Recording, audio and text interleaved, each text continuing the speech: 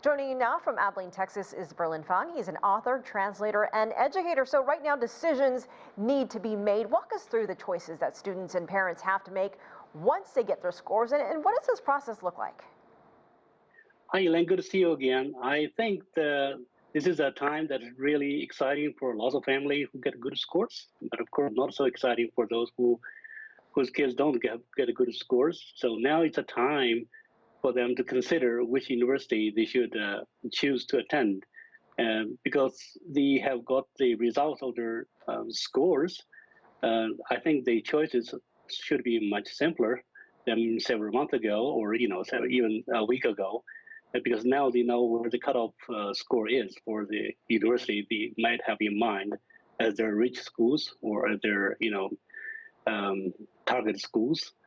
So I think the process right now is, the parents and the kids look at the scores and they look at the cutoff scores for the universities, and they have to make a choice and they have to position themselves in terms of the cutoff scores. So the best scorers, I'm guessing, get the top pick or the best choices. If you can, what do you think China's college landscape will look like this fall? Are acceptances lower, higher, or normal amid this pandemic? And then what is the outlook for those students trying to study abroad? Okay, I think this year has been really competitive because there was a record number of students taking the Gaokao this year. The good news is, quite a number of universities have expanded their enrollment a little bit at least, especially in the STEM subjects. I have heard that this year, for the students who are in the liberal arts track, things are tougher for them because their scores have to be very high to rise to the top. So that's very, very tough. For those who do not have satisfactory scores, you have several choices. Either they just accept to go to a lower tier school, or an associate degrees school, or they repeat their grades and try another year. They can't try it in several months, but another repeat the grade and do it again next year at this time. And then, of course, there are choices for them to study abroad. Elaine, I just found very interesting that quite a number of universities actually accept the Gaokao scores in America, in Britain, in Australia.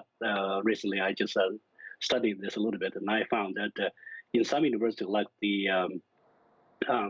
University of Delaware, for instance, you can use your Gaokao score as a substitute for your language tests, like TOEFL, things like this. But of course, you can you still have to have an interview with admission officers to make sure that the score really represents where you stand in terms of your language proficiency. And so that is something exciting students should be considering. Australian schools and British schools, quite a number of them actually accept Gaokao too. So that's something that's very exciting. Yeah. A lot of options. And you did mention students who didn't test very well, some options for them. But talk to us more then about China's efforts to expand vocational education options and that career path.